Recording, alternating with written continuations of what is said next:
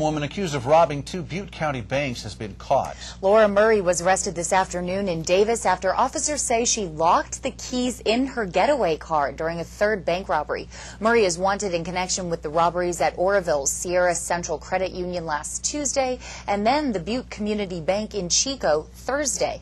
Oroville police arrested Murray after the first robbery, but she was released from an Oroville hospital before she could be charged with the crime. Officers say she will be brought back to Butte County to face the robbery charges once she answers to charges in Sacramento County. Prison and motorcycle gangs are fighting for control of Shasta County. Action News reporter Elizabeth Gadley has more on the problems authorities say they're causing and what they're doing to stop them. Gangs have their sights set on Shasta County. There are about 75 documented gang members. There are some undocumented ones and others up and coming that are kind of being recruited to get into the gangs. Recently, law enforcement officials have seen an alarming surge in gang violence, including 3 gang-related shootings in Redding last month. This is a very serious concern for law enforcement, Shasta County as a whole, and our communities.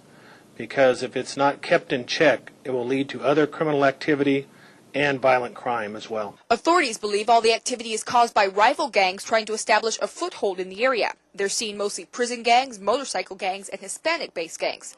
Sheriff Tom Basanko says I-5 is one of the main reasons Shasta County is so attractive to the criminal organizations. It's right along the I-5 corridor that, of course, runs from Southern California, Mexican border, all the way up to Canada.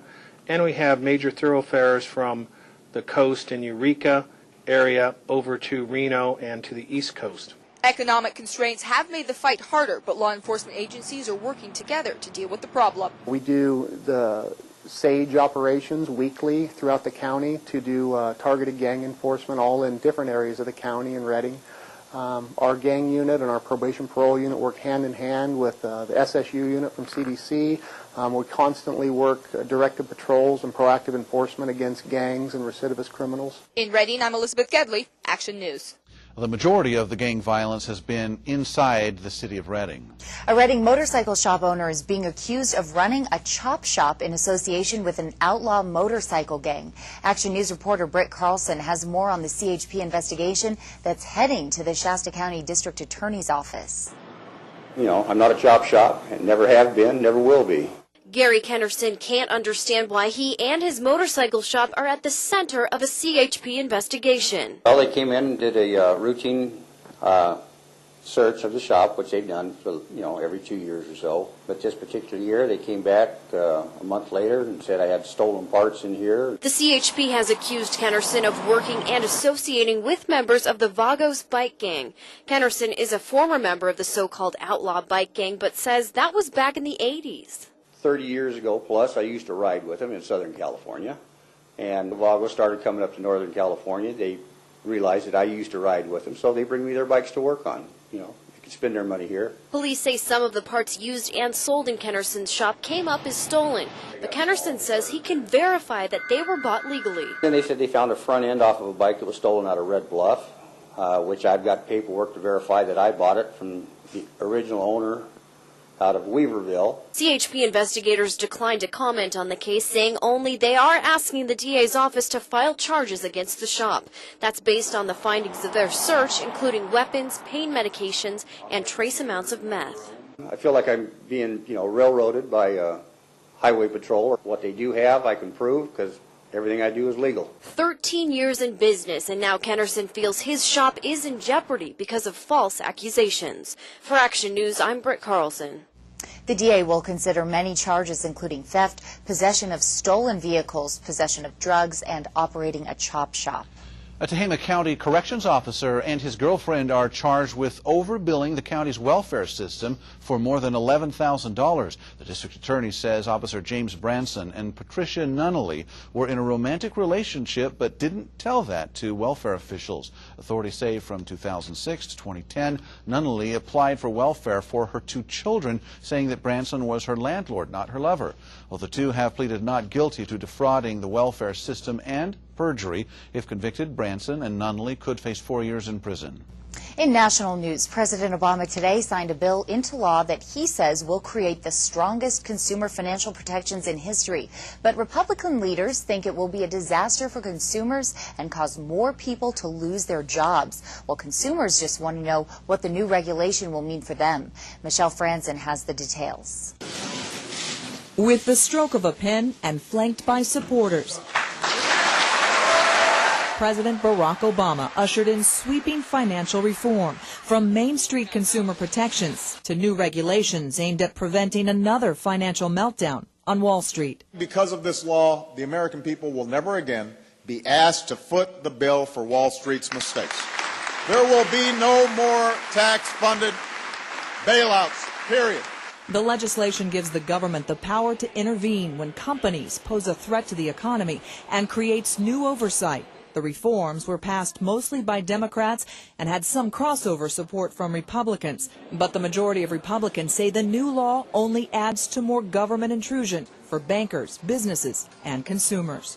When you cut through all the talking points about what financial regulation will do, the practical, real-world effect of this bill in the near term will be job loss. The biggest change for Americans, a new independent Consumer Protection Bureau that will monitor everything from mortgages, credit card, and student loans. And consumers will also have more power to track their own finances with more access to their credit score. So you've been denied credit, or they used your credit report to do a check on renting an apartment or getting a job. You didn't get the job, you didn't get the apartment. Then you can get your credit score for free. The president still has to nominate a director to head the new Consumer Protection Agency, a potential new fight with Republicans.